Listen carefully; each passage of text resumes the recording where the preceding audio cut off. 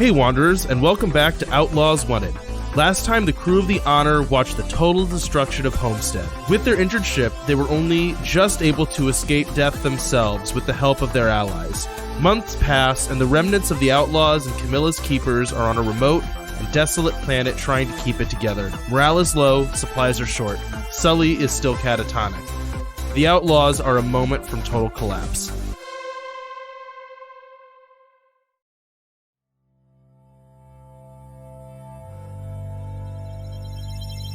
Sully, if you think back, the last thing that you remember is pain and seeing a sword sticking out of your chest. But now all you know is this. The road in front of you is long and cold, and you can't really remember when you started walking on it. But a path forms up underneath of you as you keep stepping on into eternity. The emptiness around you is the haze of the cognitive realm, faintly purple and luminous, and far off in the distance, the vague twinkling of stars. For all this time, you felt like you're walking into a mirror, but a version of yourself with luminous golden eyes that are almost painful to look into. The face in front of you is smiling and calm. Your mirrored self almost seems near laughter. What have you been thinking about all this time? Well, this would be a nice question for someone to text me about earlier, so I had an answer. Nah, man, this is like hot seat stuff. I think for Sully, like, in this space and with what happened, I think it's kind of just like he's, like, on a loop of replaying getting stabbed a lot. Like, 'cause he'd never been slugged ever either, so, like, death is kind of traumatic. And the way he died was not a nice way to go. It wasn't like he got, like, shot in the heart or, like, disintegrated in an engine room. Like, he got hit pretty bad, and I think him being killed by chaos also just, like, messed with his head enough. Makes sense. As you walk, the figure in front of you that looks just like yourself, still smiling, you can, like, almost feel yourself playing through the same loop again. The mirror version of yourself, their grin grows larger, and they say, "You know you're not actually dead, right? And you're not about to be slugged." Doesn't that make things more dire? Can't see why it would make things more dire. You're not dead. Then why am I here? I think you have some stuff you need to work out at the very least. But I mean, you can leave at any point. Just walk out of here. That's all I've really been doing is walking. You've been walking, but you haven't been walking out of here. I think you have some stuff you need to work out. At any point you could leave, but you're still here walking, so clearly there's something bothering you. So what's bothering you? You're not dead. So, it's not that. You got stabbed. I think you've been stabbed before. I mean, your eyes are kind of creepy. That's one thing that's a little unnerving. Well, I respect the need to lash out at an external figure at a time of turmoil, but I will say this. Our eyes maybe are creepy. My eyes look like my eyes. And, I don't know. This whole job didn't come with any description, or rules, or guidance. There was just some creepy old man in a chair who said to save the world, we had to take his sword. That is a fair point, and I will say that you're at the distinct disadvantage that Chaos has been learning the ropes for quite some time, but that's something to work with. So, I would say the first thing then is, what are we, right? Getting that defined in a way that feels good to you? I am very curious what you are, since you mostly look like me. I'll say again, I look like you, because it's not we're not separate things. I know that seems weird. Picking up the sword maybe should have come with a larger warning, but what are you gonna do when you're walking through a living metaphor? You pick up the sword, you are Harmony. You can't, like, get rid of it. It's not like a thing over there that you can cut out. It's just every part of you is now Harmony. So that's us. Yeah, it would have been nice if the living metaphor was a little less opaque at the time. And also a little less dead. Yeah, he was at the end of his ropes. But that doesn't mean we have to be. We can start this thing over again. New harmony, new rules, right? So, here's the answer I have for you. I don't think there is an answer. It kind of means what you decide it means. Zach has a question. Go ahead. Is this part of my psyche or is this harmony that I'm talking to? Is it a little bit of both?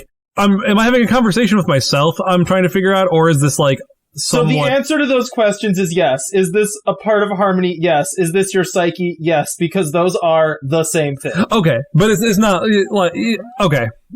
That gives me more direction. Does this thing know more than I know? It looks like it does. I'm gonna go with it. So either you can talk to yourself for 40 minutes, or we can do it in this format. We're gonna do it in this format. Here's the thing. You just put me in a very weird narrative place. I did. It's not an accident. This is the conversation I want to be having. It's good. You're right where you need to be, trust me. I'm not going to make you do just this for an hour. There's more to it than that. So here's where the rub is.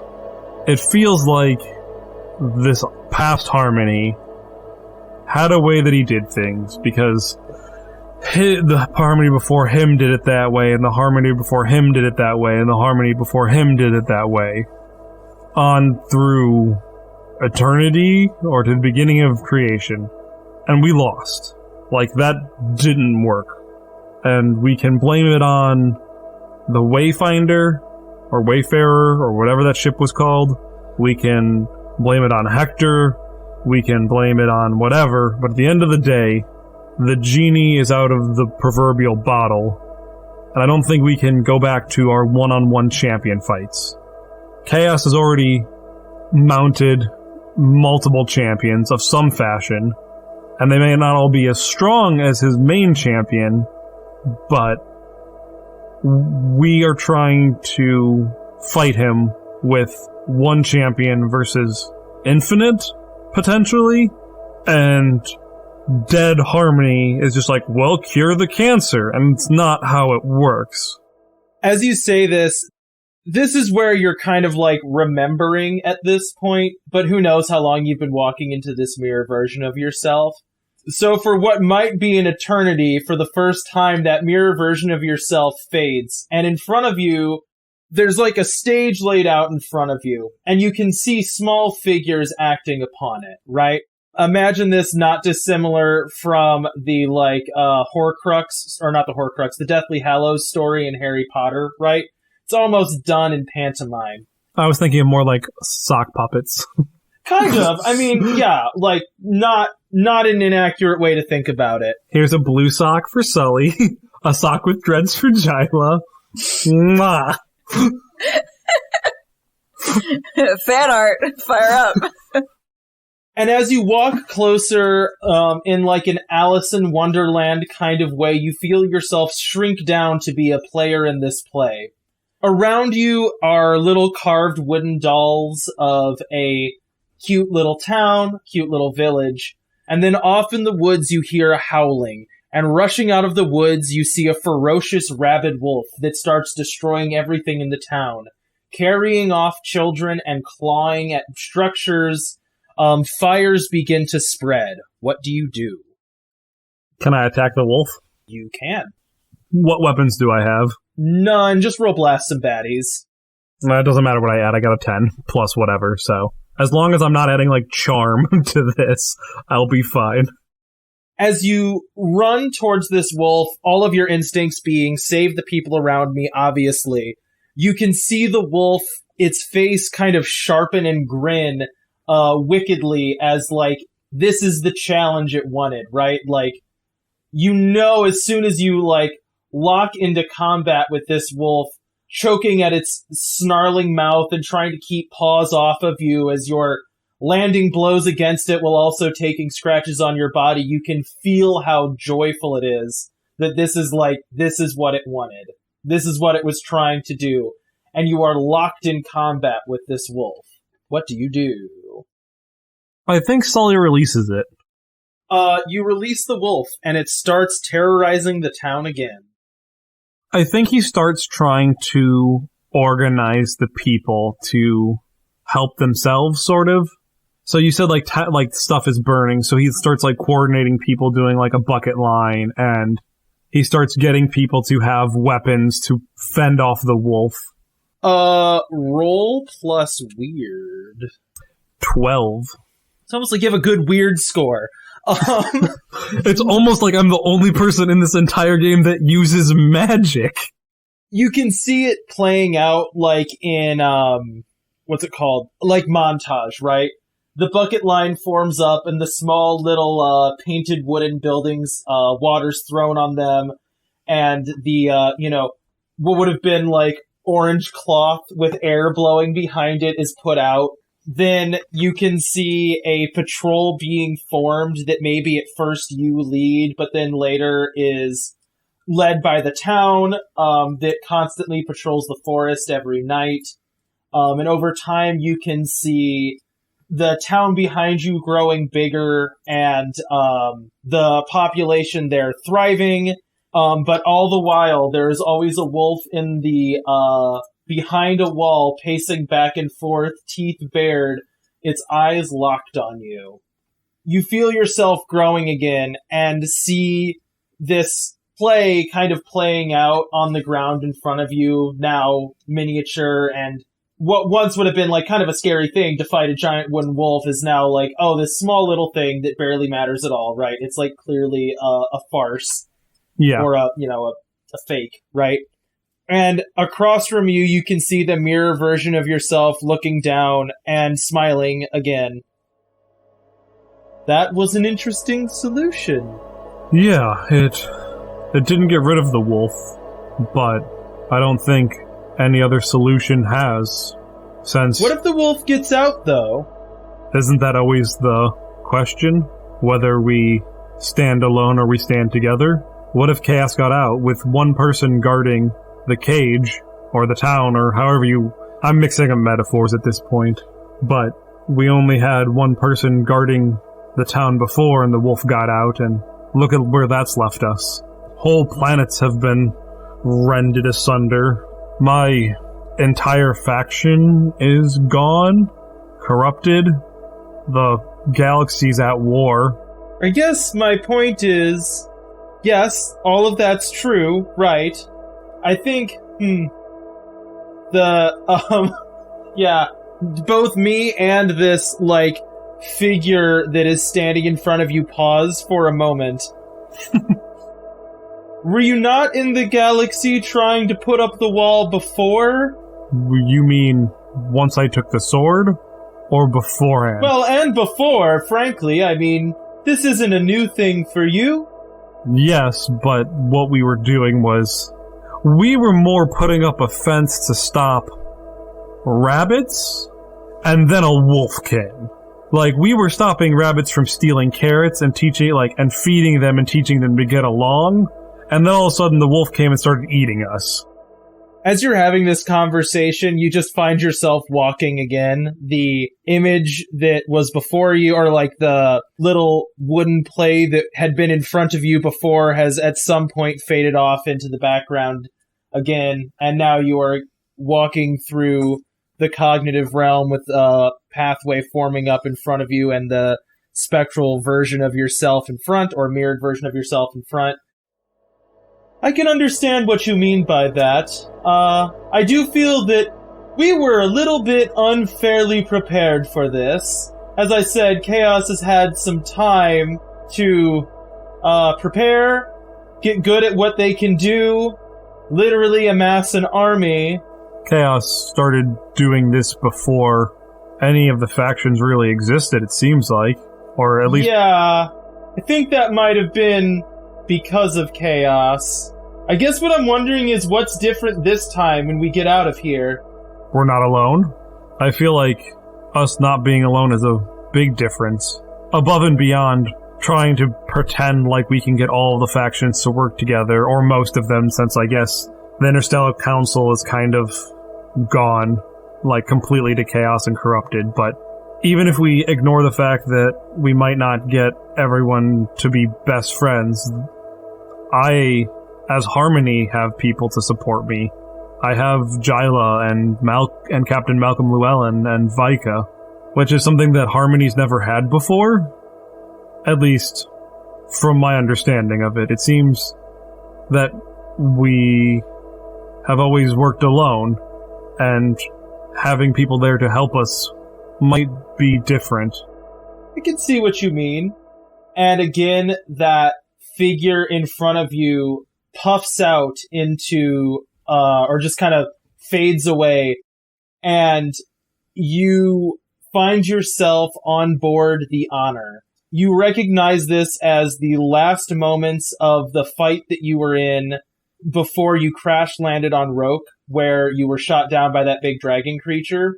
The ship is crumbling around you, and you can see the rest of your crew both frantically fighting off boarding parties, trying to keep the ship together, and also trying to return fire and dodge fire from the Chaos Dragon.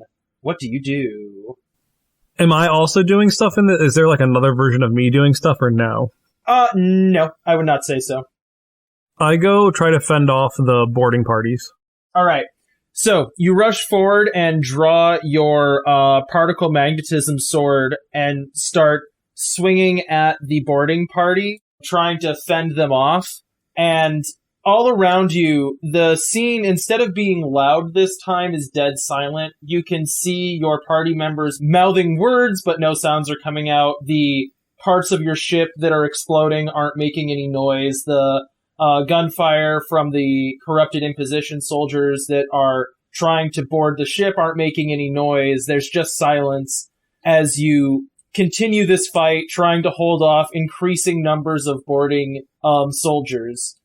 You see Malcolm rush past into the transporter room, and you see, like, a flash, and then the ship lurches to one side and is crashing into Roke, which is exactly what happened last time. And right as you're about to hit the ground, at that moment where you remember being knocked unconscious by the impact of crash landing, you wake up on the ship again. Can I try talking to someone? Like on the crew? Yes you can. I didn't even figure out what I want to say now. Can I start trying to instruct Malcolm, like, where to dodge and stuff? You can try. Do I roll something? No, you can just literally try to talk to him. Okay, I do that. What do you say? Captain Malcolm Llewellyn, you'll need to dodge left in 10 seconds before they fire another volley at our starboard side. As you start trying to speak, you can feel, like, the words, like, falling on, like, not just falling on deaf ears, it almost sounds, like, muffled, like you're speaking underwater. The scene in front of you is playing out the same way as you try your best to flail against insurmountable odds. You spend this loop through this trying your darndest to instruct your crew to be better.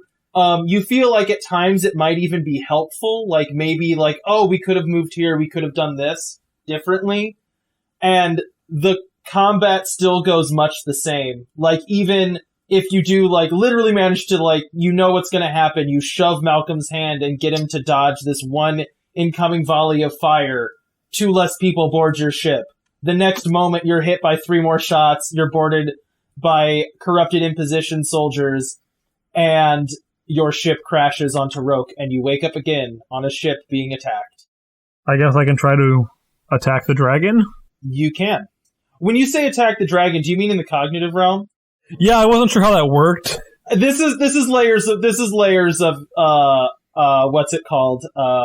Inception. Yeah, you can this is like a retelling. You can go into the cognitive realm, which is what you did in that fight anyways. Yeah.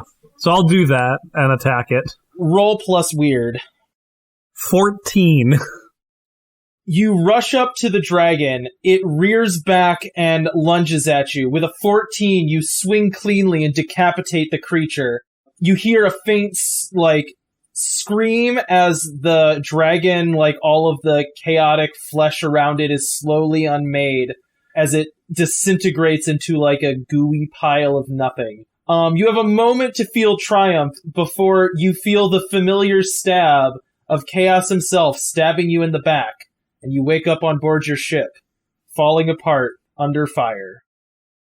So, Zach is at a loss of what to do now. Is he just running the simulations that Mal was running? That's what it feels like.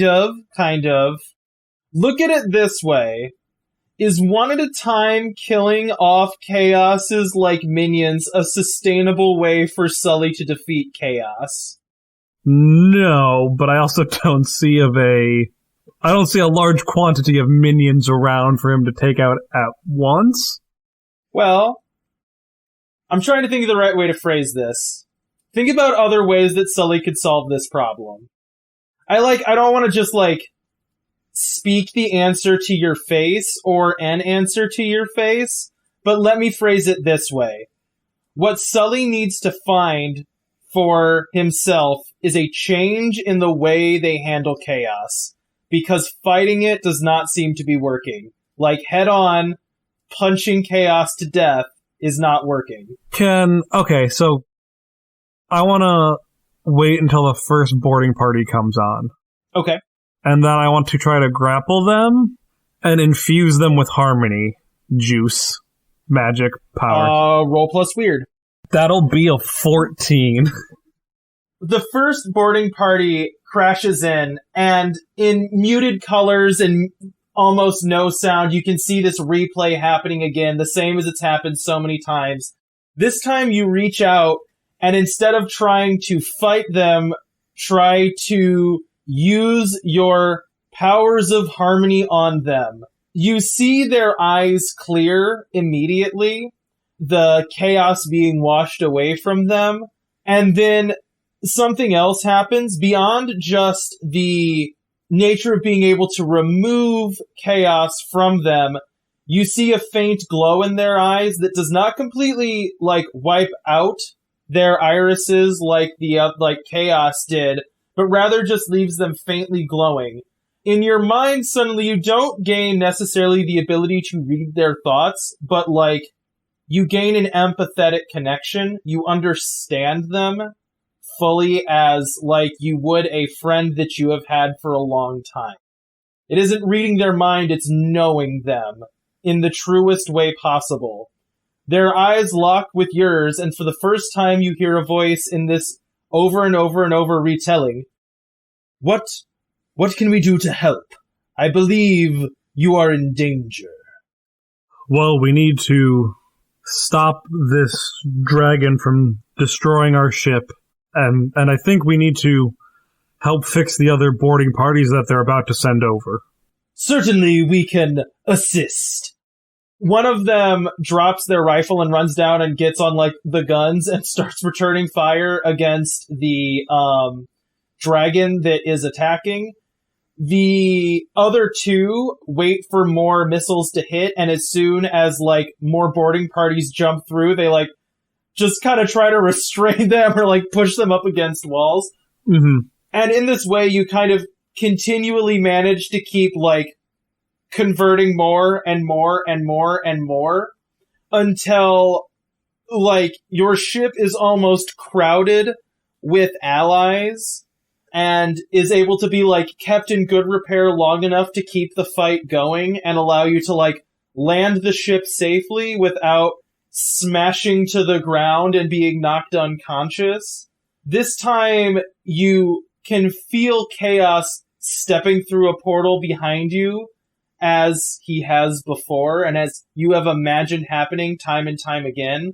This time, instead of being stabbed in the back, you are made aware of it by the army that is standing with you, and are able to, like, block the blow before it lands, because you have, like, forewarning, because there are people watching your back.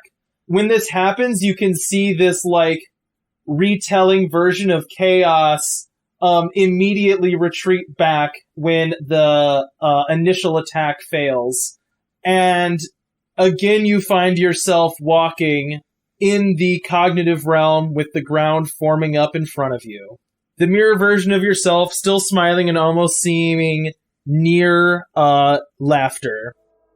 I think that was the right choice to make. I think so too.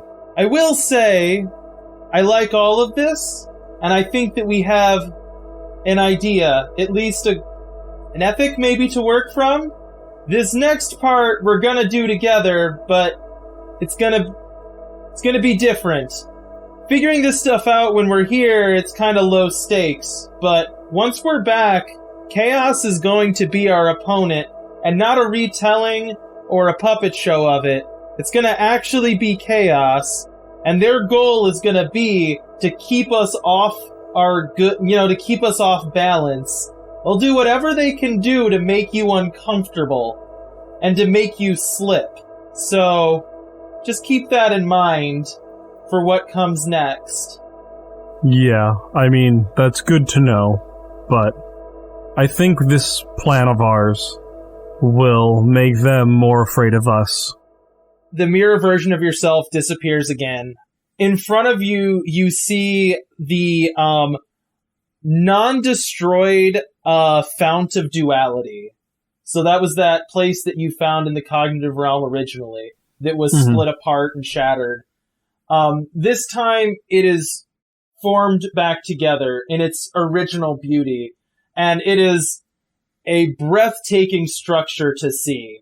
More sculpture than actual building. It is basically a work of art that you can walk on.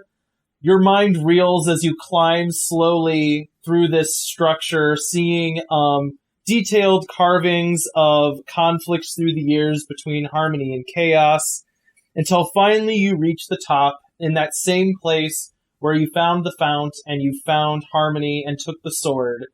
Except this time, all of the ornate furniture is gone, and instead in the center there is a simple table and 2 chairs, and Chaos sits next to a chessboard. It's good to see you!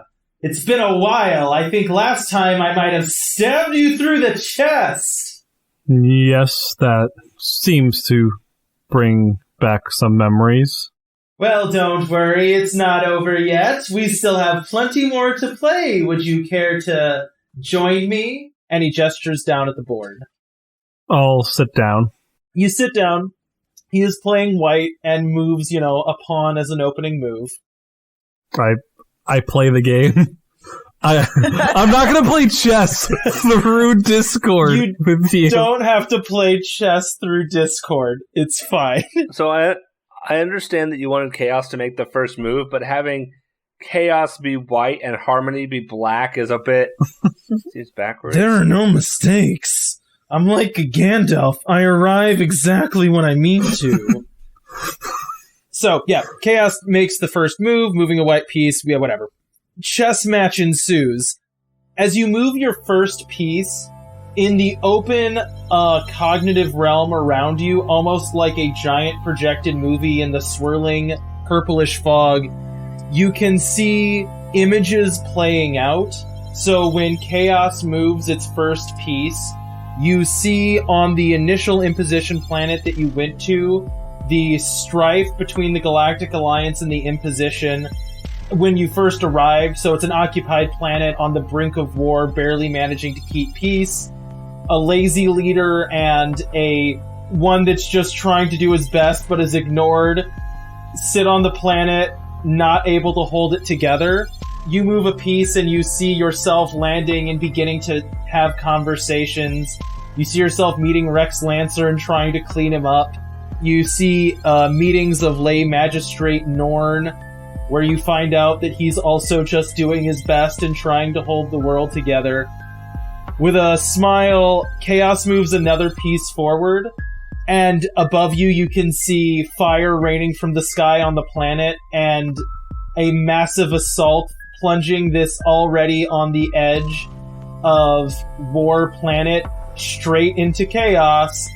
And as the chess match plays out, you can see this initial kind of skirmish play out in the sky above you. Did you like that first little display? I thought it was a good opening. It was cute for someone who ultimately failed. Failed, did I? No, I think if you check, The Galactic Alliance and the Imposition were not in a lot of peace after that. We solved that problem, though, didn't we? Eventually, yeah. I mean, it took some work, but we ended up fixing everything you caused. So much effort. I know. You work so hard. He reaches his hand out and moves another piece, and you see Waylon's ship being torn apart by fire. It almost seems like you're trying too hard. You could just let the universe be what it wants to be. As I continue, playing back. What really makes me wonder, though, is how you've had a millennia to, unopposed, to break everyone apart, and even without Harmony's intervention, you couldn't even do that. Couldn't do that? 5 factions all fighting each other for who knows how long. Meanwhile, this little band of outlaws pretending like they're gonna make a difference in the world. Oh, and you haven't seen your home, by the way. But that's okay. We'll get to that soon enough. He moves another piece, and you can see Waylon's ship beginning to, explode. Fire spreading through the engine room. And when you move your next piece, you see Vaika on board that ship, desperately trying to, put out fires and get the engine restarted as she dies. Ooh, such a cost to pay just to save the ship of someone who wasn't even your ally. Working together always involves sacrifice, whether it's big or small. But 1, Vaika came back, and 2, it helped us pave the way to undermine you more. We united everyone.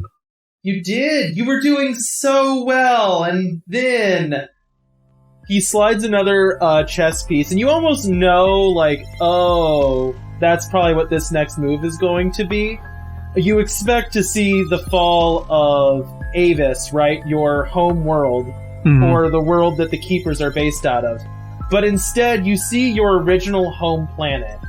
You see your parents living in their home. And as the images in the sky change, you see whatever, government building ruled your planet.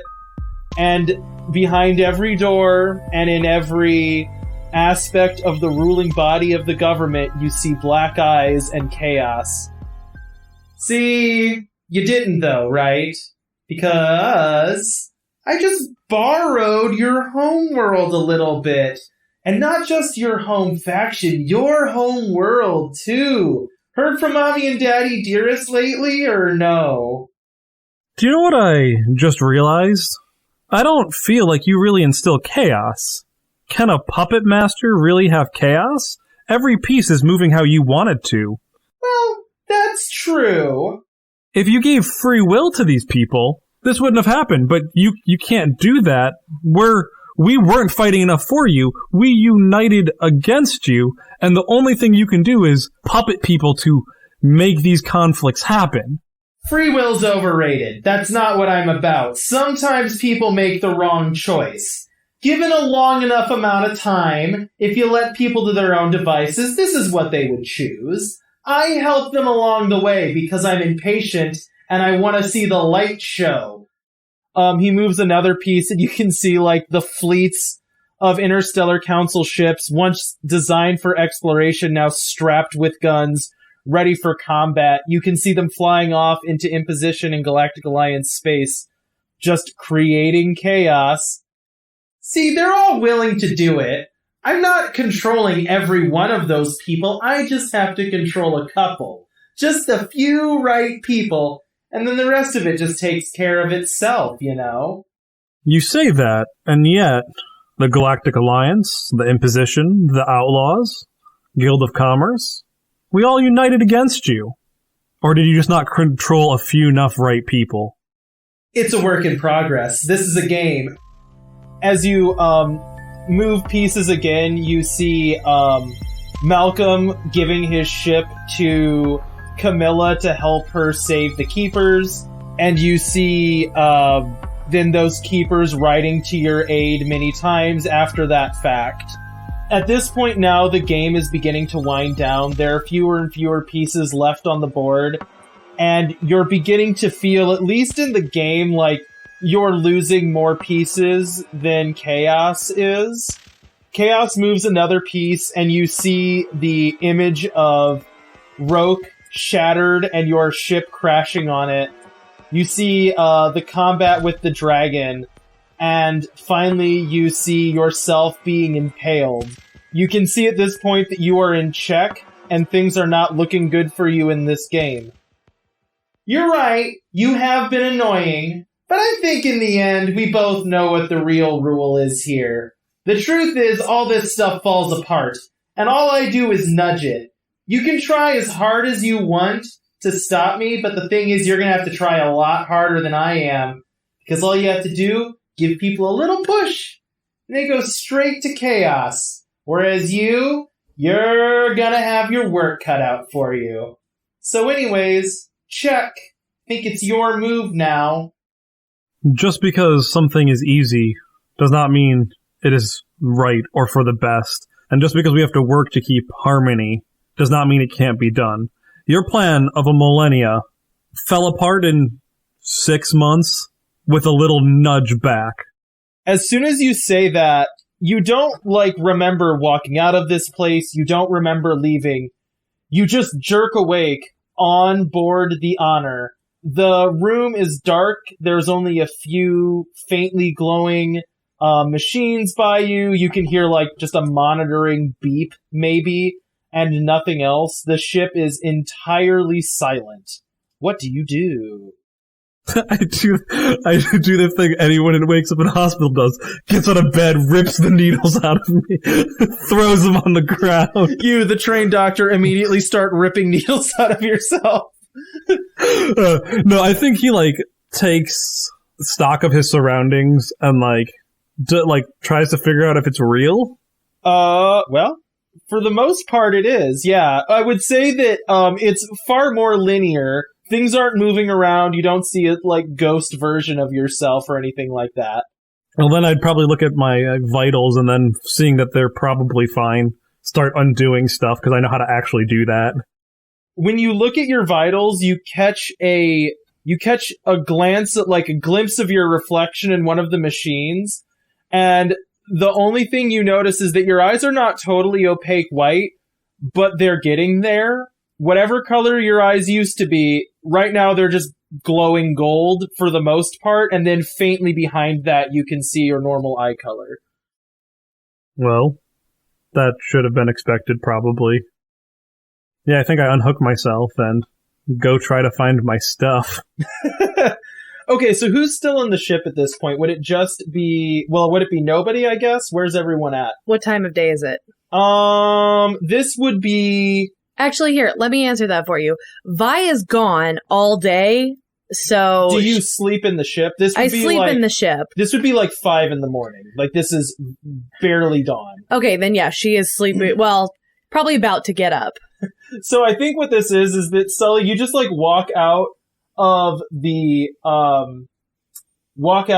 med bay into the ship. It's largely, mothballed. There's tarps on some things. It's not well used. It's silent. And you hear some clanging, and you just see Vaika just walks past. She, goes into the kitchen, gets a cup of coffee, and then just walks past again, and goes about, just doesn't notice at first, I think on her way back to the engine room, she just goes, "Hey, Sully," and just keeps walking. Yeah, with that, I think you'd go, try to find his, gear, because I'm assuming I've been stripped of, my armor and weapons, and it wasn't all just lying next to me. That's up to Jila. Yeah, I think she put it away for safekeeping, and she definitely has your particle magnetism weapon. I don't know if she would keep it on her, but she keeps it close to where she usually is.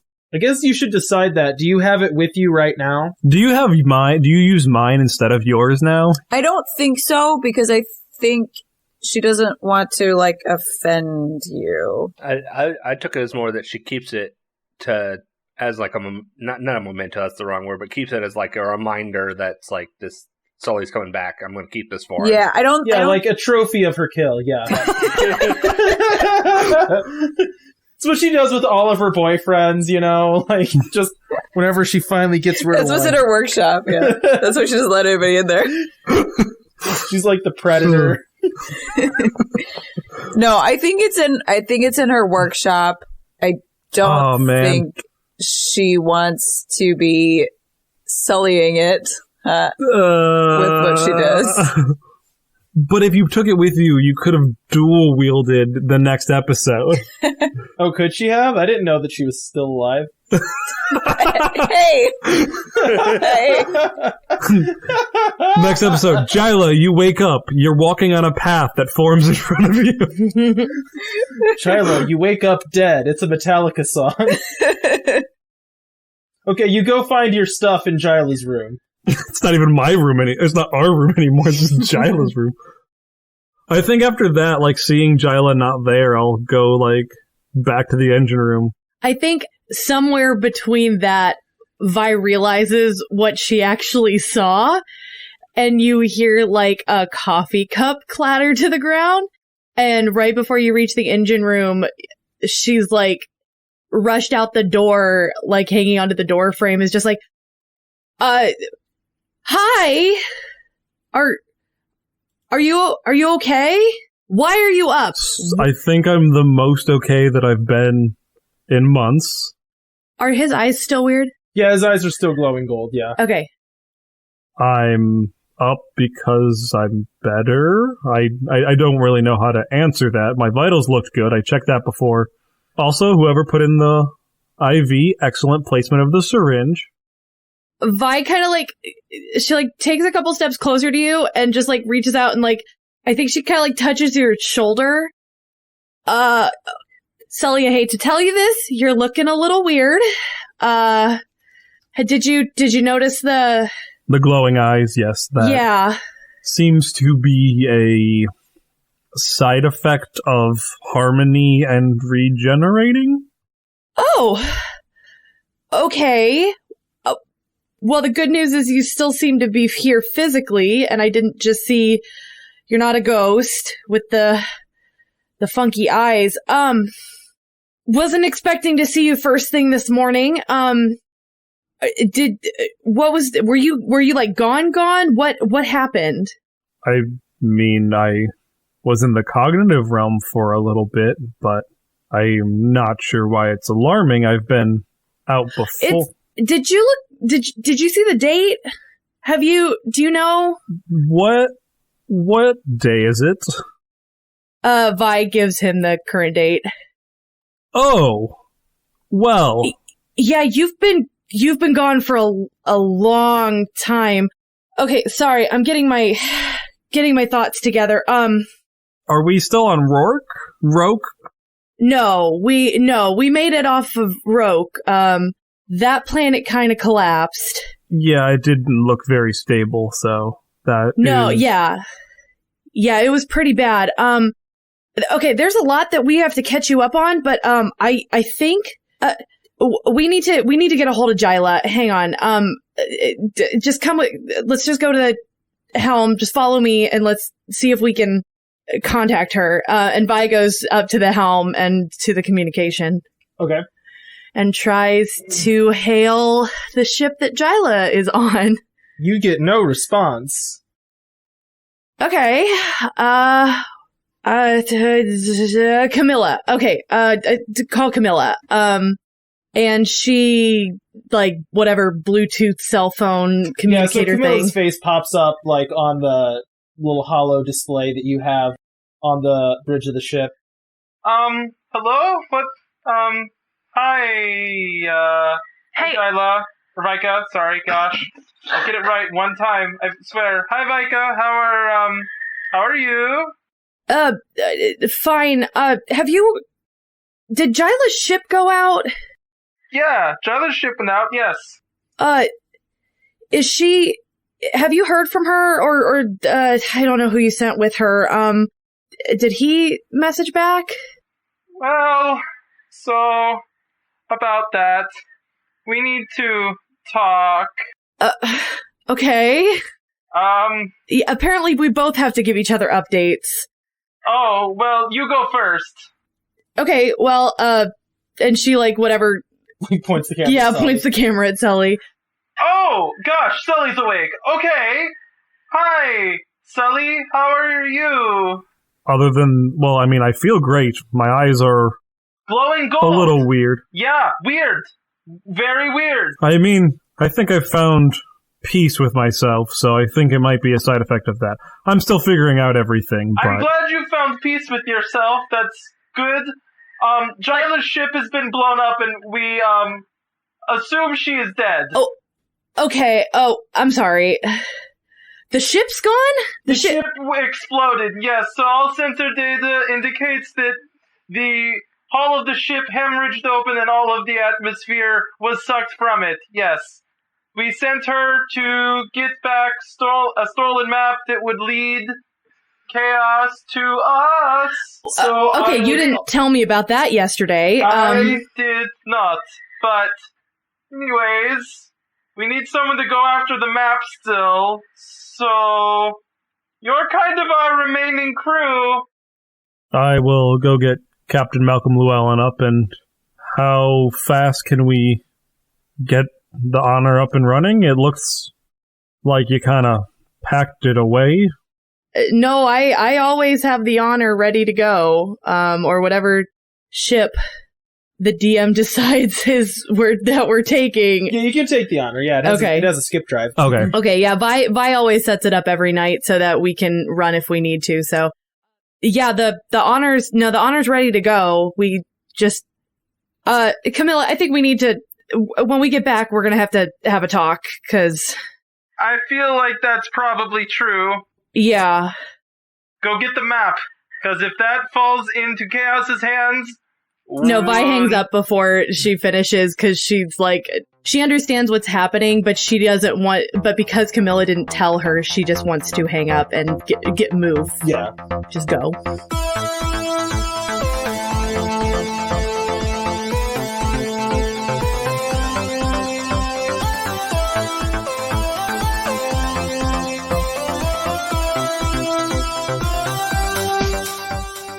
We hope you enjoyed this latest episode of Outlaws Wanted.